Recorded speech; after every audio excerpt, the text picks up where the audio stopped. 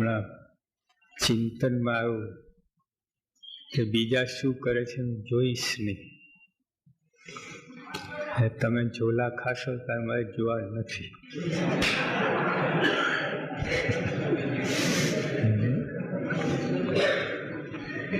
લાભ કઈ પેલું એક તો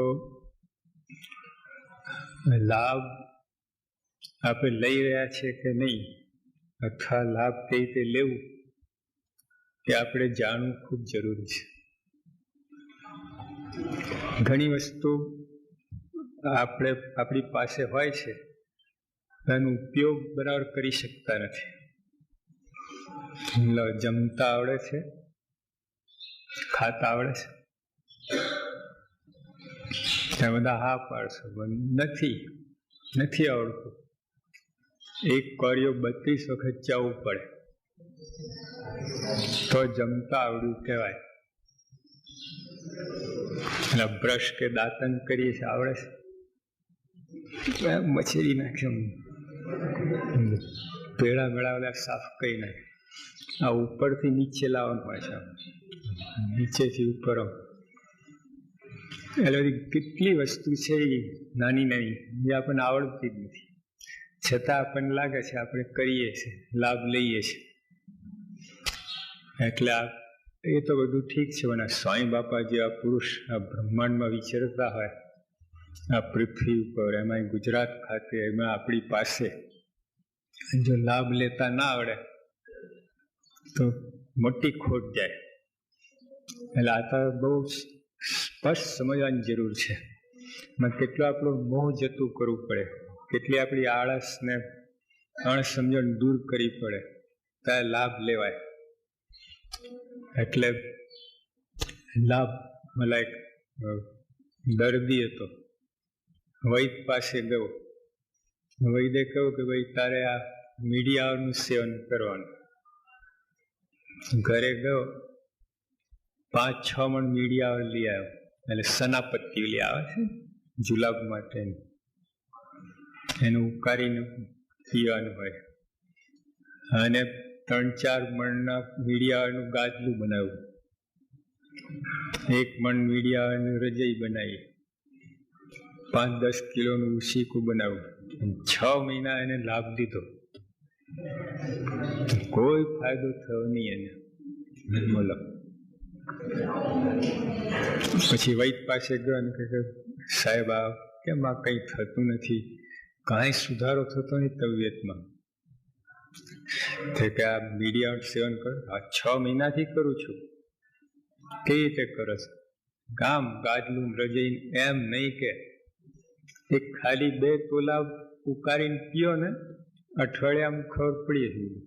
અંદર બધું આંતેડા સાફ થઈને બધું નવેસરથી કામ શરૂ થશે. એટલે એમ આપણને લાગતું એક બાપાને લાભ લઈ રહ્યા છે અને કઈ રીતે નથી લેતા હોય, ભ્રમ હોય. એટલે જાણવું બહુ જરૂરી છે. અને આ લાભ કઈ રીતે લેવું એ જો આવડે તો થોડાકમાં મોટું જાજુ કામ થાય. સ્વામીના પ્રગટની આજ્ઞાથી 1 મારા ફેરે કરોડ મારાનું પુણ્ય. થોડાકમાં કેટલું જાજુ કામ થયું. આવડે તો કામ થઈ જાય. એટલે લાભ શું પેલા એ આપણે સમજવું. સ્વામી બાપા અત્યારે ભગવાનનું સુખ ભોગવી રહ્યા છે. લૌકિક સુખ નથી એમને, લૌકિક સુખ પ્રાપ્ત છે પણ એનો એને આનંદ નથી. આપણે એમાં જ હલવાઈ ગયા છે. ત્યારે ઘણાની ઈચ્છા છે ભાઈ આપણે પ્રમુખ સૈયા જેવા થવું છે. કેમ? બાપાને લાખો માણસ માને છે, હાર તોરા થાય છે. લો એ મનમાં હોય એટલા માટે એમના ભાવને નથી પામવાનું. અને ભગવાનનું સુખ લઈ રહ્યા છે એટલા માટે એમના ભાવને પામવાની જરૂર છે. અને જો આ દ્રષ્ટિ જ ના હોય, આપણે આમ જ જતું રહેવું. હાઈવે આમ હોય ને આપણે આમ નીકળીએ અને કઈનું કંઈ થઈ જાય. એટલે સ્વામી જે સુખ લઈ રહ્યા છે એ સુખ આપણે લઈ શકીએ, લાભ લીધો કહેવાય. લાભ એટલે આ કોઈ પણ તારે કોઈ અમેરિકન પ્રેસિડેન્ટ લો અથવા આપણા અહીંના પ્રેસિડેન્ટ લો કે ચીફ મિનિસ્ટર લો, જે હોય હવે એની સાથે બેસવું એ લાભ કહેવાય. લૌકિક છે એની સાથે જમવું એ લાભ કહેવાય. એની મોટરમાં ફરવું એ લાભ કહેવાય. પ્રમુખ સાહેબનો લાભ લીધો ક્યારે કહેવાય? આ બધું કરવાથી હોય એ હોય. શ્રીજી મહારાજે કહ્યું 22 પ્રથમના 22માં ગાયું તે ના ગાયું બરાબર છે. જો ભગવાનનું સ્મરણ ના હોય અને આપણે ગાઈએ તો ના ગાયા જેવું છે. એમ સ્વામી બાપા ભેગા ફરતા હોઈએ આપણે તો એમનામાં આપણું મન ના હોય, આના જેવું થયું. યોગી અક્ષરે બધા યુવકો ફરતા હતા ભાદરામાં, તે વૈશાખ મહિનામાં આમ કેળ ઉપર પાણી રહેતું, નદી, ઊન નદીમાં. ત્યાં તો દિવાળી એ આપણે શરદ પૂનમે હાલો પાણી જ ના ભરાય, પછી ખાલી થવાનો પ્રશ્ન જ ક્યાં છે?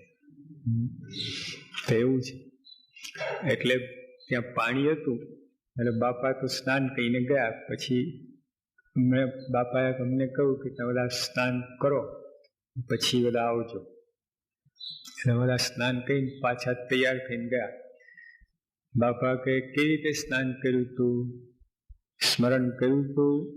મેં કહ્યું ના. બાપા કે લોહીમાં નાયા.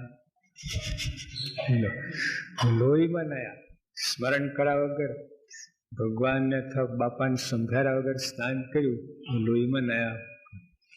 પાણીમાં કહ્યું હોય તો ઠીક, ચલો ગાયું તે ના ગાયા જેવું, સ્નાન કર્યું કે ના કરાવ્યું એવું નહીં. ઉપરથી સાંઈ લોહીમાં નાયા. જો આ લાભ આપણને લાગે છે કે લાભ લીધો, બાપા ભેવા ગયા ને આમ નદીમાં સ્નાન કર્યું ને આમ ને તેમ, પણ શું પણ દેખાય છે લાભ લીધો અને ગેરલાભ તો ઉપરથી ખોટના ધંધા થયા. એટલે સ્વામી ભેગા લાભ લેવાનું એ સ્વામી જે રીતે લાભ લે છે.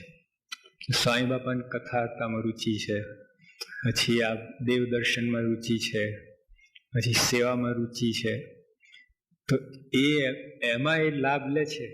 એમ આવી રીતે આપણે એ બધું સેવા દર્શન આ બધું કરીને એમાં સ્મરણ રાખીને લાભ લઈએ તો લાભ લીધો કહેવાય. જાણવું તો જોઈએ, ખબર જ ના હોય તો એ કરવાના છે. ત્યાં ઘરેથી નીકળ્યા ને કોઈ કે ક્યાં જવું છે, જ્યાં નીકળાય ત્યાં. તો એ ક્યાં જાઓ તમે? નક્કી હોવું જોઈએ. નીકળ્યા ભાઈ શાક લેવા જવું છે કે સ્ટેશને જવું છે કે કંઈક હોય તો સીધા પહોંચી જાય. ખબર જ ના હોય ફરતા હતા સાંજે પણ શાક લેવાનું ભૂલી જાય, એવું થાય. આપણને ખ્યાલ તો હોય કે લાભ કોને કહેવાય, લાભ કઈ રીતે લેવો. પછી એમાં જેટલો આપણે શ્રદ્ધા અને જેટલો ખપ હોય પ્રમાણે થાય. ખબર જ ના હોય તો થોડાકમાં કેટલો લાભ થઈ જાય જો ખબર હોય તો. એ લાભ મારા નવથી આજ સુધી તમે જુઓ બધા રીતે લાભ લીધો છે. મારા મણકામાં આવેલા ભક્તો મારાથી કેટલા દૂર રહેતા હતા અને તો અખંડ લાભ લેતા હતા સ્મરણથી. મહારાજની એક વાર એમને કઈ લાભ આપ્યો હોય, દર્શન કર્યા હોય તો નજર દ્રષ્ટિ કરી હોય, બસ એને સંભાળ્યા જ કરે. આપણે તો ભેગા હોઈએ તો સ્મરણની એ લાભ ના કહેવાય. એટલે એક ભ્રમ છે, ખોટો આપણને ખ્યાલ છે.